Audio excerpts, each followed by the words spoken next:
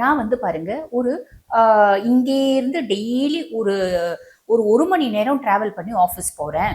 நான் வந்து பாருங்க பாரிஸ் கார்னர் ஆஃபீஸ் வீடு இருக்கிறது மடிப்பாக்கம். இப்ப நான் யோசிக்கிறேன் பாரிஸ் கார்னர் ஆஃபீஸ் நம்ம ஏன் ஆஃபீஸ் பக்கத்துலேயே வீடு ஷிஃப்ட் பண்ணிக்கூடாது? இங்கேயும் ரெண்டட் ஹவுஸ் தான், அங்கேயும் ரெண்ட் தான் பார்க்க போறோம். என்ன ஒரு ரெண்ட் வந்து 4000 ரூபாய் சேர்ந்து வரப்போகுது, பரவாயில்ல அப்படின்ற மாதிரி மாறிடுவீங்க. இந்த மாதிரி வந்து பாருங்க, ஏதோ ஒரு விதத்துல நான் ஒரு சின்ன சின்ன எக்ஸாம்பிள் 2 எக்ஸாம்பிள் சொன்னேன். உங்களுக்கு இந்த எக்ஸாம்பிளை நீங்க உங்களோட லைஃப் ஸ்டைல வந்து பாத்தீங்கன்னா அப்ளை பண்ணி பாருங்க.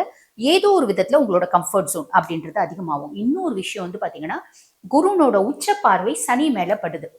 சனி பகவான் நவம்பர் 27 வரைக்கும் மீனத்துல வக்ரகதி அடைஞ்சுதான் இருக்காரு.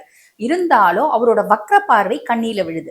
அந்த அக்டோபர் 18 இருந்து குருனோட உச்ச பார்வை சனியில விழுறதுனால சனியினால ஏற்படக்கூடிய சின்ன சின்ன பாதிப்புகளும், பொதுவா வந்து சனி வக்ரகதி அடைஞ்சிருக்காரு அப்படின் போது சனியினால பெரிய பாதிப்பு கிடையாது. நீங்க 7 நாட்டு சனியில இருக்கீங்க.